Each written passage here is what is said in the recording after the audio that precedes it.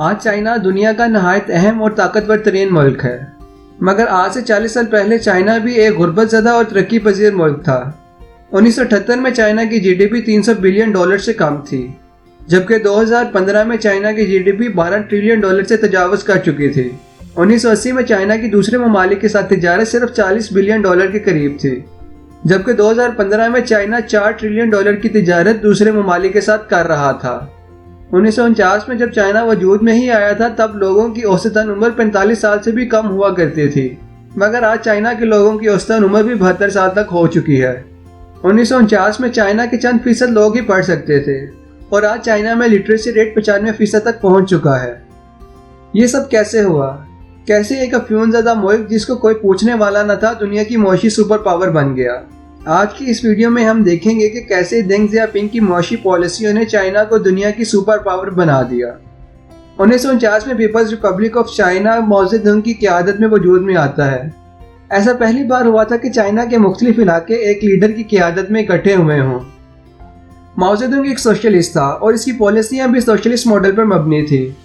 1958 میں Mao Zedong کی policy the great leap forward بری طرح سے ناکام ہوتی ہے اور ملک میں خطرناک قحط پڑ جاتا ہے۔ لاکھوں لوگ بھوک اور پیاس سے مارے جاتے ہیں اور چائنا کی معیشت تباہ ہو کر رہ جاتی ہے۔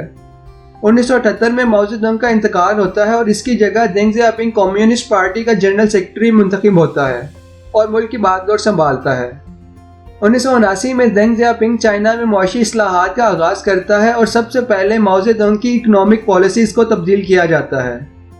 ملک میں سرمایہ دارانہ نظام کے کچھ اصولوں کو قبول کر لیا جاتا ہے۔ 1979 کی معاشی اصلاحات سے پہلے چائنا میں کوئی کمپنی انویسٹ نہیں کر سکتی تھی اور نہ ہی وہاں پہ کوئی کاروبار کر سکتی تھی۔ دینگ کی سب سے پہلی اصلاح باہر کی کمپنیوں کو چائنا میں کام کرنے کی اجازت دینا تھا اور اس کے ساتھ ساتھ ان کو کاروبار میں آسانیاں فراہم کرنا تھا۔ جیسے جیسے وقت گزرتا گیا زیادہ سے زیادہ انویسٹمنٹ ہوتی گئی اور چائنا کی معیشت بہتری کی طرف جانے لگی۔ اس کے ساتھ ساتھ چائنا نے اپنی مین پاور کو بہت بہتر طریقے سے استعمال کرنا شروع کیا۔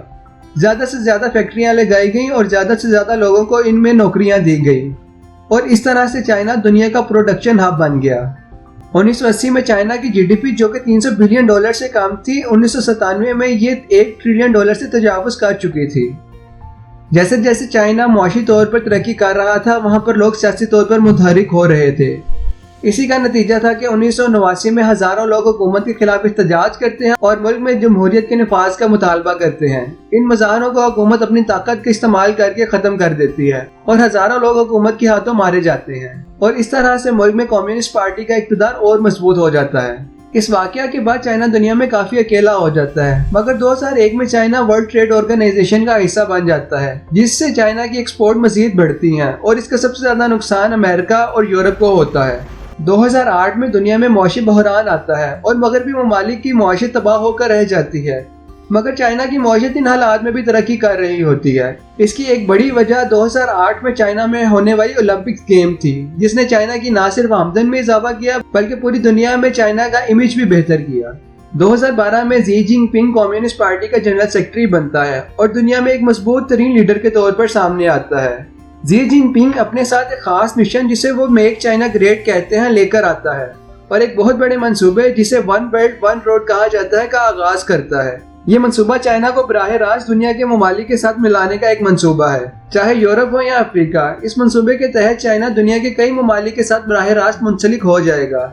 یہ نہ صرف چائنا کو معاشی لحاظ سے ترقی دے گا بلکہ چائنا اپنے سیاسی مقاصد بھی اس منصوبے کے ذریعے حاصل کرے گا۔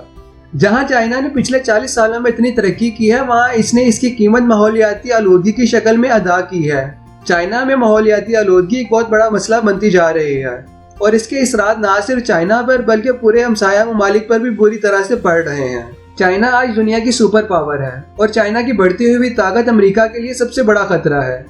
یہی وجہ ہے کہ دونوں ممالک ایک دوسرے کے خلاف تجارتی جنگ یعنی ٹریڈ وار میں مصروف ہیں۔ کبھی امریکہ چائنا کی مصنوعات پر ٹیکس بڑھا دیتا ہے تو کبھی چائنا، کبھی امریکہ ہواوی کو ایک خطرہ قرار دیتا ہے تو کبھی چینی موبائل ایپ ٹک ٹاک کو بند کرنے کی دھمکی دیتا ہے۔ بہت سے اسکالرز کا کہنا ہے کہ یہ ٹریڈ وار دنیا کو دوسری سرد جنگ یعنی کولڈ وار کی طرف لے جائے گی۔ کچھ کا تو کہنا ہے کہ سرد جنگ دوم کا آغاز ہو چکا ہے اور اس کے اثرات پوری دنیا کی معیشت کے لیے بہت زیادہ خطرناک ہوں گے۔ تو ناظرین، آج ہم نے دیکھا کہ کیسے غربت اور افلاس زدہ چائنا دنیا کی معاشی سپر پاور بن گیا۔ ناظرین، پاکستان عمر میں چائنا سے صرف 2 سال بڑا ہے۔ دونوں ممالک کی ترقی کا موازنہ کریں تو لگتا ہے کہ پاکستان چائنا کے مقابلے میں صدیوں پیچھے چل رہا ہے۔ پاکستان بھی چائنا کی طرح ترقی کے راستے پر گامزن ہو سکتا ہے اگر پاکستان بھی اپنی انڈسٹریلائزیشن اور پروڈکشن کی طرف زیادہ توجہ دے۔